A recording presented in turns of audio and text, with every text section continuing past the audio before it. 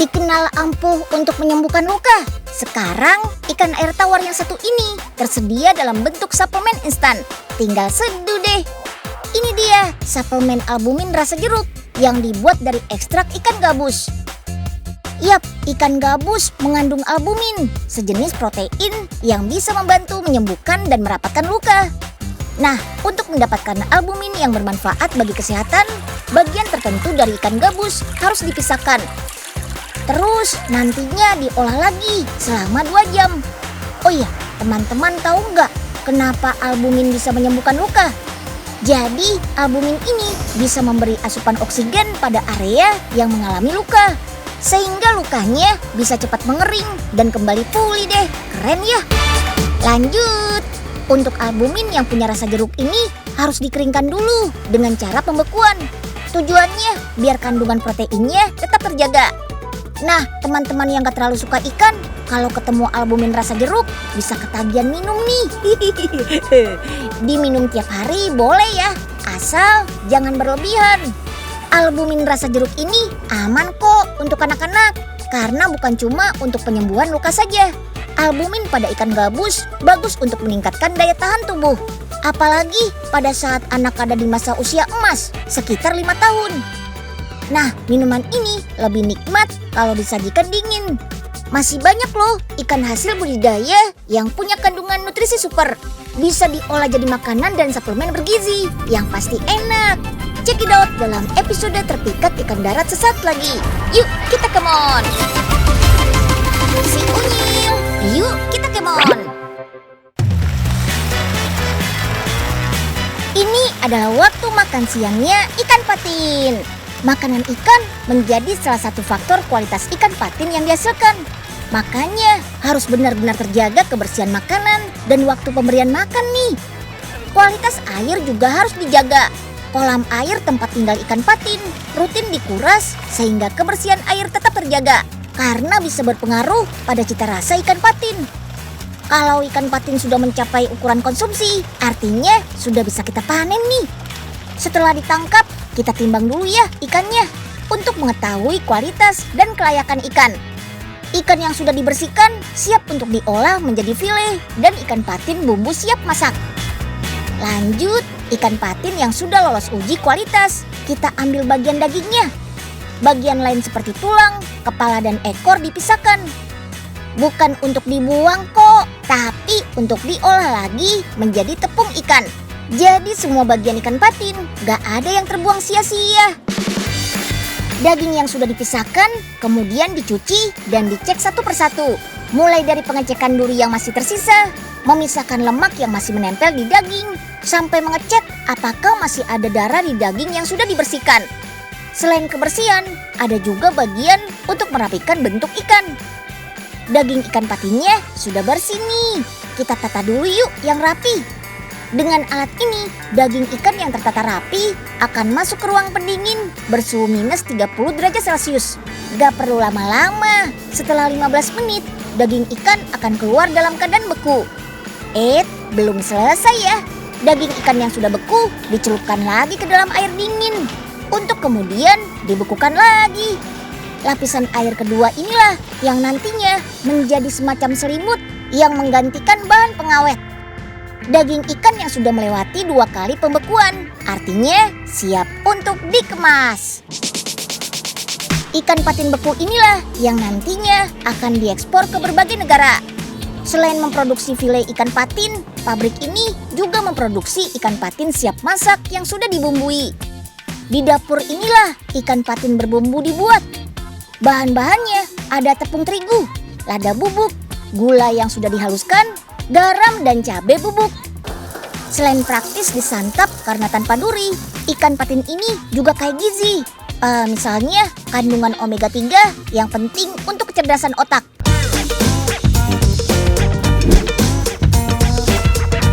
Oh iya, ngomong-ngomong soal ikan patin, ikan yang punya nama latin Pangasius ini juga dikenal sebagai dori. Itu loh, dori yang populer dijadikan menu fish and chips di restoran. Menurut Kementerian Kelautan dan Perikanan, sebenarnya Dory adalah nama perusahaan Vietnam yang memproduksi dan mengekspor patin file. Jadi bukan nama jenis ikan ya. Wah, Unyil baru tahu nih kalau Dory yang biasa kita makan itu bukan ikan John Dory yang hidup di laut ya, tetapi ikan patin. Daging ikan patin yang lembut dan gurih membuat ikan ini diolah menjadi berbagai olahan makanan. Bahkan bisa diolah jadi camilan praktis loh. Kayak rengginang ini nih. Kita lihat cara buatnya yuk. Pertama, kita cuci dulu yuk beras ketannya. Dicuci hingga air cucian beras benar-benar jernih. Dalam 1 hari, rumah produksi ini bisa mengolah 10 kg beras ketan loh. Wih. Oke deh, kita kukus dulu selama 30 menit ya. Sambil menunggu beras ketannya matang, kita siapkan dulu ikan patinnya. Untuk 10 kg beras ketan membutuhkan sekitar 5 kg ikan patin. Nah, daging ikan patinnya kita cacah-cacah seperti ini. Beras ketannya sudah matang tuh. Saatnya kita mixing. Campur dengan bumbu-bumbu. Ada garam, bubuk kaldu ikan, dan santan. Jangan lupa daging patin cacahnya. Aduk sampai merata ya.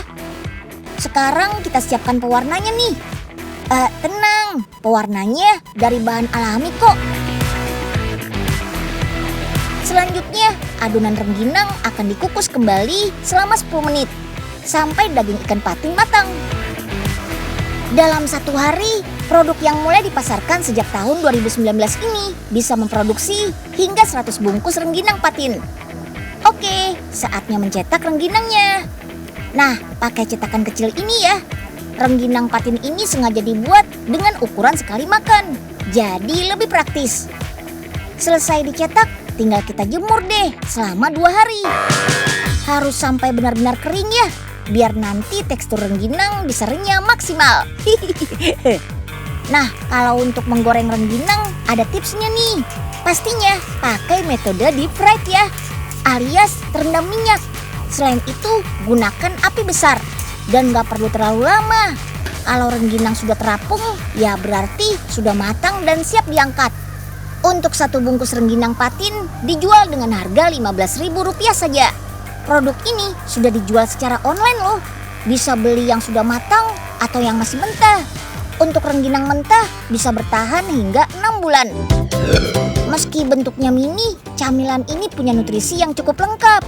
Ada kandungan karbohidrat dari bahan beras ketan, lalu protein dari ikan patin, serta serat dan vitamin dari pewarna alaminya. Wih, mantap! Ikan patin juga punya kandungan asam amino yang lebih tinggi dari susu dan daging lain loh. Bagus banget nih untuk merangsang pelepasan hormon pertumbuhan, insulin, dan senyawa lainnya di tubuh kita. Mantap! Pak Oga yang habis panen patin. Mau diolah jadi apa nih Pak? Iya nih Den, makanya Pak Oga bingung. Mau diapain ya patinnya? Dijual ke Poipe aja Pak, biar dipepes. Kalau dibeli Poipe harganya anjlok Den. Hampir nggak ada bedanya sama nyumbang. Rugi dong Pak. Jajanannya Pak Oga nih Den Unyil. Wih, wah, ada rengginang nih. Cobain dulu boleh nggak Nyeng? Boleh bos. Asal dibeli ya. Jangan nyoba doang. Rengginang apa nih Penyeng? Rengginang dari ikan nih Den Unyil. Wah, cocok nih buat ide usaha. Cobain kok keras banget sih Nyeng? Ini pakai ikannya doang, apa seterumbu karangnya juga sih? Itu dari tulang ikan bos. Hanya langsung campurin. Pantesan aja keras.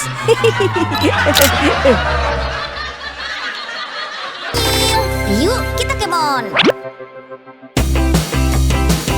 Ikan patin dijadiin sereal, bisa dong. Iya nggak Kak Vena? Nah, sahabat Unyil, sereal ini tuh beda sama sereal yang lainnya karena ada tambahan ikan patinnya. Tapi nggak terlalu amis rasanya. Dan ini tuh paling enak diminum saat masih hangat-hangatnya. Kandungan dalam sereal ini sudah diujikan di laboratorium. Hasilnya berisi nutrisi dan gizi yang cukup. seperti protein, zinc, zat besi, karbohidrat, kalsium yang dapat mengatasi stunting dan anemia. Salah satu sumber protein tingginya berasal dari ikan patin. Wih, enak banget tuh. Yuk ikut Unyil lihat proses pembuatannya di Sukabumi, Jawa Barat. Pertama, siapkan dulu nih ikan patinnya. Kita pakai file dagingnya saja, biar mempermudah proses penghalusan nanti dan supaya dagingnya bisa terpakai semua. Sambil menunggu patin filenya mencair, yuk kita cuci campuran bahan yang gak kalah penting. Ada jahe emprit. Tambahan jahe ini bisa membuat tubuh jadi hangat saat meminumnya. Potongan jahenya lalu blender sampai halus ya. Terus saring deh air jahenya. Nah, sari jahe ini kita gunakan sebagai air perebusan gula dan ikan patinnya. Pembuatan gulanya menggunakan gula pasir dan gula aren. Masak selama 30 menit sampai menjadi gula kristal. Oke, ikan patin yang sudah mencair juga direbus menggunakan air sari jahe. Ini sekaligus akan menghilangkan bau amis pada ikannya. Masak dengan api besar sekitar 20 menit ya. Setelah matang, bentuknya jadi seperti cincangan gini nih. Angkat dan tiriskan ikannya ya. Lalu masukkan ikan ke dalam mesin spinner untuk mengurangi kadar air 70 sampai 80%. Sebentar saja kok, cuma perlu waktu 5 menit.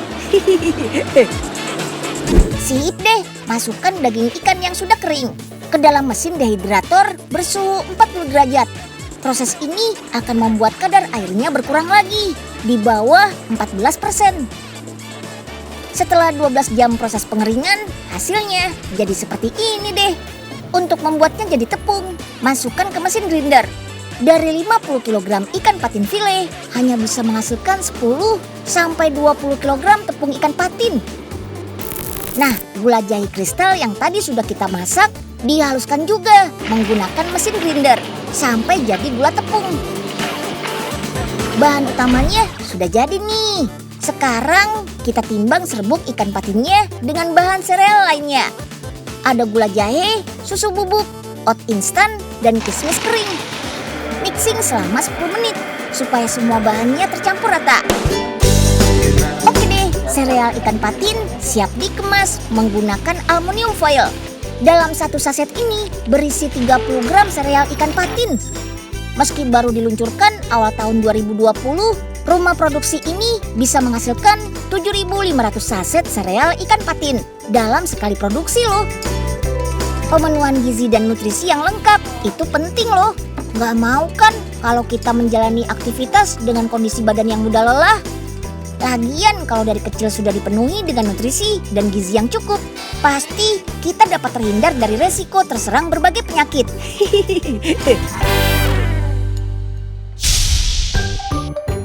Kali ini alat buatan Profesor nggak mungkin gagal lagi nih Nyil, Embul. Yakin nih Prof? Soalnya Embul udah bosen. Tiap kali nyoba alat Profesor pasti gagal terus. Ya udah, cobain lagi dulu Embul. Siapa tahu kali ini berhasil. Ini udah boleh Unyil masukin bahan-bahannya ya Prof? Coba Unyil masukin aja, terus pencet gambar serealnya. Iya. Wih, beneran. Ini berhasil Prof. Wah, serealnya mix 2 rasa nih, pandan sama mangga. Wih. Kalau Unyil berhasil, pasti Embul juga dong. Pasti jadi sereal unik nih. Loh, Embul yakin mau bikin sereal dari ikan pindang? Ini kan bahannya unik Prof. Siapa tahu enak. Loh, kok malah jadi pepes ikan ya Prof? Wow, iya jelas dong Bul. Ikan pindang kan cocoknya jadi lauk pauk. Aduh.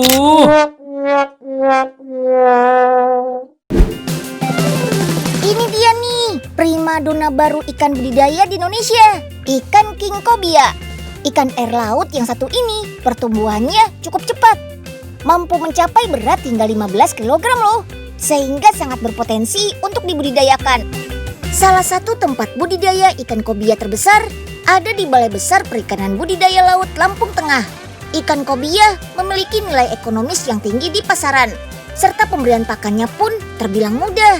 Dan meski ikan air laut, kobia juga bisa dibudidayakan pada kolam darat. Tidak sulit kok, yang terpenting kebersihan dan sirkulasi airnya tetap terjaga. Kobia juga dijuluki salmon hitam karena memiliki rasa yang enak dengan tekstur yang lembut mirip salmon. Nutrisinya juga nggak kalah loh. Selain protein, juga kaya akan vitamin. Serta kandungan omega 3-nya yang tinggi sangat bermanfaat untuk kesehatan otak serta membangun jaringan tubuh dengan baik. Nah, pengolahan sederhana yang mudah diterapkan adalah pengasapan. Selain aromanya makin sedap, masa simpannya juga makin lama. Kalau sudah diasap gini, ikan bisa langsung disantap atau bisa diolah jadi aneka menu masakan sesuai selera. Membuat ikan kobia asap mudah kok, tapi pastikan semua proses dan bahan yang digunakan higienis ya. Oke deh, pertama kita file alias potong daging ikan kobia yang sudah dibersihkan. Jangan terlalu tebal supaya bisa menyerap bumbu lebih maksimal nantinya. Marinasi daging ikan kobia dengan aneka bumbu rempah. Selain menambah rasa nikmat, bumbu juga berfungsi untuk menghilangkan bau amis. Setelah didiamkan selama 1 malam, masak daging ikan kobianya dengan cara diasap. Ini merupakan cara pematangan ikan dengan kombinasi dari pemanasan dan peresapan zat yang berasal dari asap, seperti fenol dan asam organik yang mampu membunuh bakteri dan mengurangi kadar air pada daging ikan. Pengasapan ikan kobia ini dilakukan selama 2 hari loh. Lama banget sih memang. Tapi proses ini membuat ikan lebih tahan lama untuk disimpan. Biar makin aman, daging ikan dikemas dengan kemasan kedap udara. Lalu simpan dalam lemari pembeku. Gak heran deh kalau ikan kobia asap ini mampu bertahan hingga 1 tahun. Ikan asap memang banyak digemari, tapi dalam memilihnya kita juga harus cermat ya. Perhatikan warnanya yang segar alias tidak pucat. Terus tekstur daging ikan tidak kenyal dan aroma khas ikan asapnya juga sangat kuat. Olahan ikan kobia siap makan ini dibuat agar orang Indonesia lebih gemar makan ikan. Soalnya dibanding daging ayam dan sapi, kalori pada ikan lebih rendah loh. Belum lagi kandungan kalsium dan mineralnya. Tuh, rugi deh kalau ada yang gak suka makan ikan karena gak dapetin manfaatnya.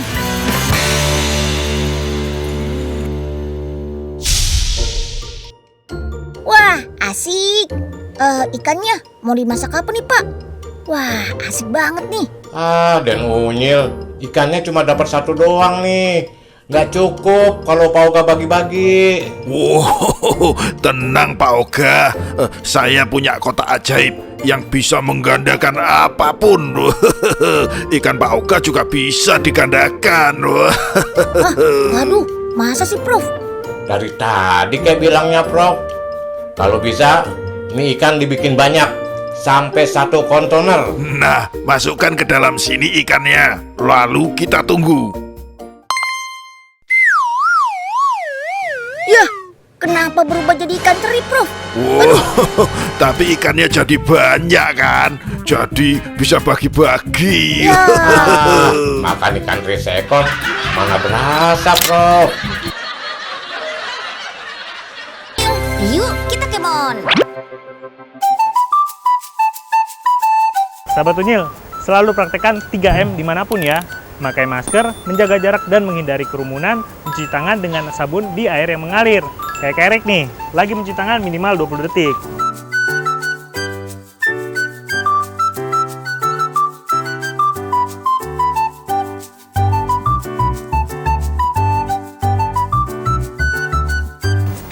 Nah, sahabat Unyil, sehat-sehat terus ya di rumah.